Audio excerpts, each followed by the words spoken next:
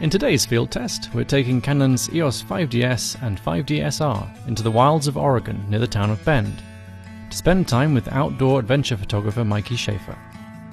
We'll be shooting a range of scenarios to see how Canon's flagship high-megapixel cameras perform. We're using the cameras with three L-series Canon zooms, the 11-24mm wide-angle, and the latest Mark II versions of the 24-70mm f2.8 and 100-400mm.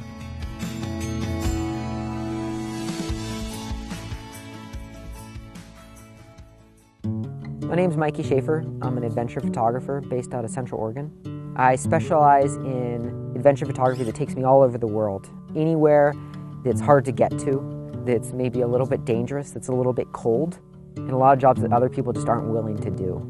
So this is my van. It's actually, I'd say at this point, kind of famous in the climbing world. It's got everything you could ever need. It's got a bed, it's got my stovetop, it's got my fridge, got my heater, got extra batteries, solar panels. I can download, I can edit. So it's a great mobile unit for me. And I still spend 3 to 5 months in it every year, traveling and shooting and climbing.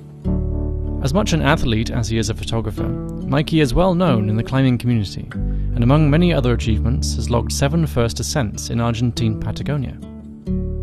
As a regular photographer for the clothing brand Patagonia, Mikey is accustomed to working in far-off exotic places. But today we've come to a park near his hometown to learn about how he approaches this kind of photography. Smith Rock is definitely really well known on the world stage as a climbing destination. Some of the hardest routes in the world have been done there.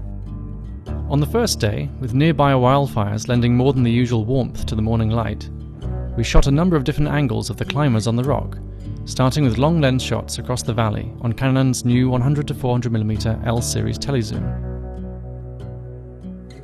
When you're doing these photo shoots, you have to bring back a variety of images. You can't just shoot everything in the same style. So we went into the canyon, then we started shooting a little bit wider. We were shooting with 11-24 and the 24-70 at that point. The EOS 5D-SR and 5DS are 50-megapixel DSLRs, primarily aimed at stills photographers. Externally identical to the 5D Mark III, the new cameras feature redesigned shutter mechanisms and new mirror lockup delay settings to help reduce internal vibrations. The only difference between them is that the standard 5DS model has a conventional optical low-pass filter, whereas in the SR, the effect of this filter is cancelled out. What this means in practice is that slightly more resolution can be eked out of RAW files from the R model, at the expense of occasional moire and fine patterns. They actually hung one of the ropes for me, so I was able to send that rope and then shoot top down on them, which is a great way to show the exposure. It's also a great way to get their face. Perfect. Oh yeah. There's a lot of just dangerous aspects to what I do, which is I think what keeps a lot of people away from it and makes it just hard for people to get into it. Yeah, it looks quite sharp and looks like it's in focus, so that's good. Okay, I'm gonna get that other rope out real quick then. After a long day shooting under the sun, we found a vantage point to get a time-lapse. So much like its younger brother, the 7D Mark II, the 5DS and 5DSR offer a built-in intervalometer. So what that means is you can actually set the camera up and it will shoot a sequence of images over whatever period of time you wish, and you can then make a time-lapse video really easily. In generations prior to this, you had to have a remote release with an intervalometer built in. It's quite expensive and kind of annoying to carry around.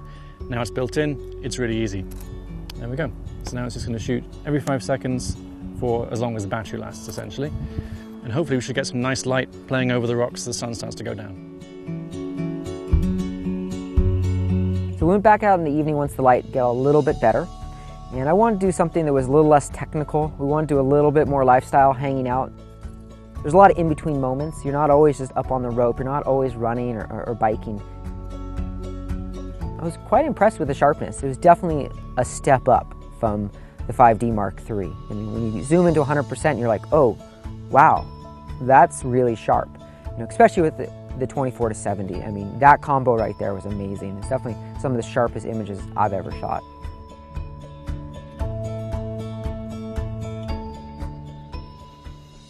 On the second day, we had a new group of models, and we started with mountain biking in the morning, just for the autofocus.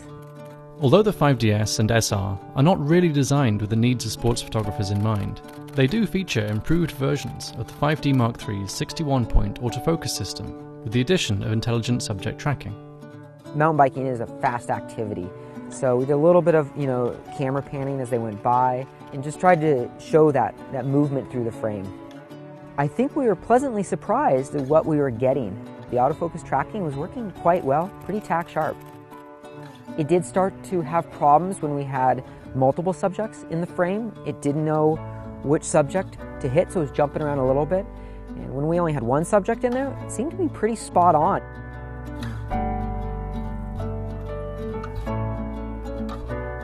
In the evening, we had the same models, and we were going to do some trail running.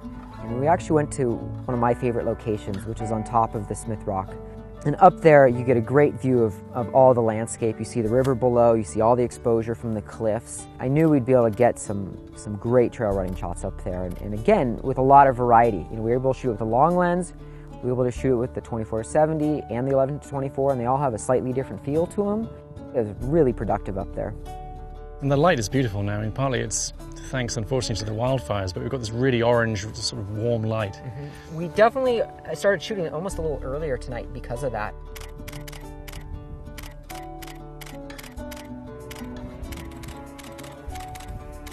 There was even something up there that we didn't plan. There was a large slack line strung between two large towers. And we shot that a little bit too, which is actually quite popular out at Smith Rocks these days. We're hoping for a nice sunset here. I'm not sure we're going to get one, but we'll try and get a landscape shot with the camera locked down on a tripod, and we're going to get the most out of the resolution that we possibly can by using live view mode, which means the electronic shutter, so no mirror vibration, no shutter vibration at all. And we use a 2-second self timer to try and eliminate any potential for vibration.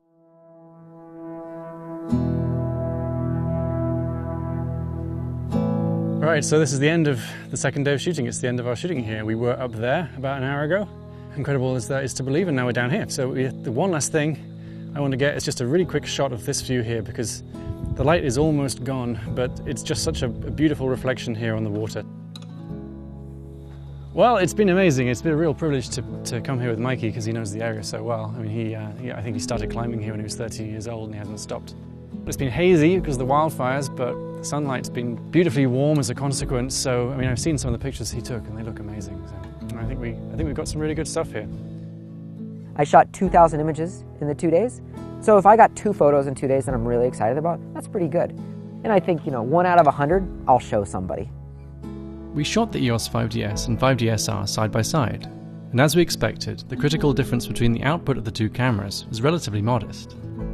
We've seen from our controlled studio testing that a little more detail can be drawn out of RAW files from the 5DSR, but in the kind of environments we found ourselves in on this shoot, both cameras delivered extremely high resolution.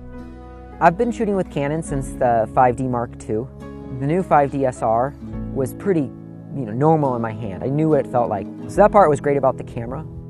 There was a couple things that I wasn't thrilled about with the camera. For me, actually, it was the buffer. It took a while for it to ingest those photos. It was something I had to get used to. I've seen cameras with slightly better dynamic range, but I would say overall, with the detail, this is as good as a file I've seen. It's kind of like mind-blowing. You're like, wow, this is a 35mm size sensor. I mean, it looks more like a medium format.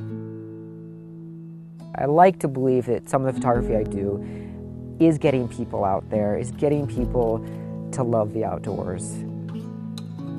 If you skateboard, shoot skateboarding. If you're a skier, shoot skiing, at least to start. You know what's real, you know what's legit. Go out there and shoot and shoot and shoot and shoot.